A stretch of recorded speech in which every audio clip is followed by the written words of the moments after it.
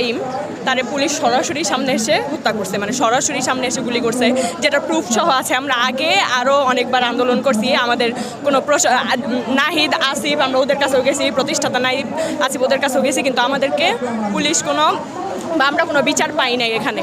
আর আমাদেরকে বলা হয়েছে যে 2-3 দিন, আমরা প্রায় দীর্ঘ 1 মাস ধরে এখানে ঘুরতেছি, আমাদের 2 দিন পর পর এখানে পাঠানো হয়, ওখানে পাঠানোর সময় চাওয়া হয়, আপনার সময় দেন।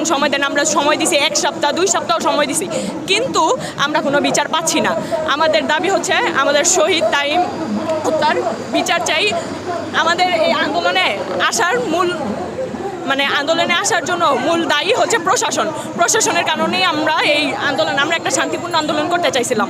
আজকে আমরা বাধ্য হয়ে রাস্তা ব্লক করছি, এর আগেও আমরা অনেক আন্দোলন করছি, আজকে বাধ্য হয়ে রাস্তা ব্লক করছি, যেহেতু আমরা বিচার পাই নাই। এখানে আমাদের হিমেল ভাই, যিনি আমাদের নিয়ে আসছে বা আন্দোলনের জন্য উৎসাহ দিছে, তার বাসায় ডিবি গেছে, রাতের বেলা হামলা করছে ডিবি, আর বলা হয়েছে যদি ওনাকে না ধরায় দেয় তাহলে ওনার ফ্যামিলিকে গুম করে দেওয়া হবে।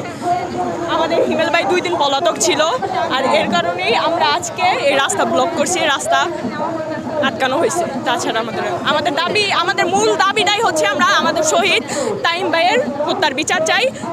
6-7 জন পুলিশ ছিল এখানে, ওদেরকে গ্রেফতার করা হোক, ওদেরকে আইনের আওতায় নেওয়া হোক, আমাদের মূল দাবি।